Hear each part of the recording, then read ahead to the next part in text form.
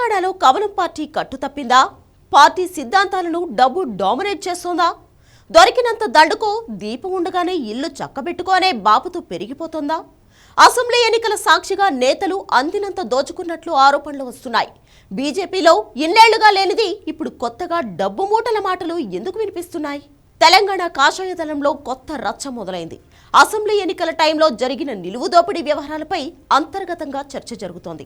కొత్త పాత అన్న తేడా లేకుండా చాలా మంది నాయకులు అందిన కాడికి నొక్కేశారని అధినాయకత్వం పరిశీలనలో తేలిందట.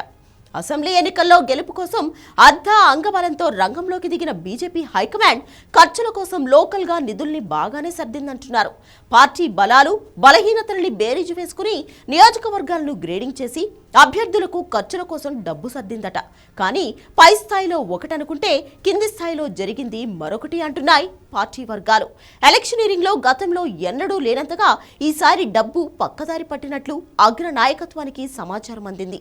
తిలాపాపం తలా పిడికడన్నట్లు డబ్బు ఖర్చు పెట్టాల్సిన చోట పెట్టకుండా నొక్కేసిన వారిలో చాలా మందే ఉన్నారని రిపోర్ట్స్ అందినట్లు ప్రచారం జరుగుతోంది. కొందరు అభ్యర్థులు కూడా బీజేపీ హైకమాండ్ పంపిన డబ్బు విషయంలో కక్కుర్తిగా వ్యవహరించి ఎక్కువ మొత్తం దాచేసుకున్నారని అంటున్నారు.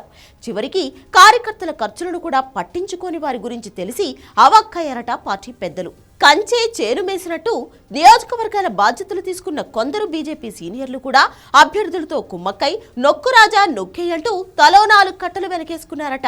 వీళ్లే కాదు, టికెట్ ఇస్తే అంత ఖర్చు పెట్టుకుంటా ఇంత ఖర్చు చేస్తారని ఎన్నికలకు ముందు బీజేపీ అధిష్టానం ముందు గప్పాలు కొట్టిన చాలా మంది తీరా ఎలక్షనీరింగ్ టైంలో జేబులో చేయి పెట్టడానికి ఆలోచించారట. సొంత డబ్బు తీయబోమని పార్టీ ఇస్తే ఖర్చు పెడతామని చెప్పిన వాళ్ళు కూడా ఇచ్చిన మొత్తాన్ని ఖర్చు పెట్టలేదట. పోలింగ్ బూత్ ఏజెంట్లకు కూడా ఖర్చులకు డబ్బు ఇవ్వని నాయకుల్ని ఏమనాలని ప్రశ్నిస్తున్నారట తెలంగాణ బీజేపీ పెద్దలు. రాష్ట్ర స్థాయి పార్టీ నేతలు కొందరు కూడా ఈ నొక్కుడు బ్యాచ్ లో ఉన్నట్లు ప్రచారం జరుగుతోంది. బీజేపీ పెద్దగా దృష్టి పెట్టని నియోజకవర్గాలకు ఏదో అంతో ఇంతో అమౌంట్ పంపేసి మిగతావి తమ జేబుల్లో వేసేసుకున్నారట ఆ లీడర్స్. మొత్తం మీద డబ్బుల వ్యవహారంపై ఇప్పుడు తెలంగాణ బీజేపీలో హాట్ గా చర్చ జరుగుతోంది. మరి లోక్సభ ఎన్నికల టైంకి డబ్బుల వ్యవహారం ఎలా ఉంటుందో చూడాలంటున్నారు పరిశీలకులు.